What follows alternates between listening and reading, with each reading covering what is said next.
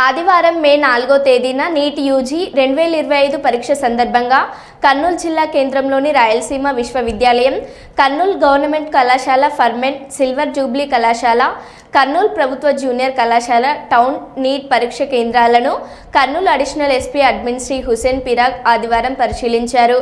ఈ సందర్భంగా additional SP admin Hussain Peera మాట్లాడారు.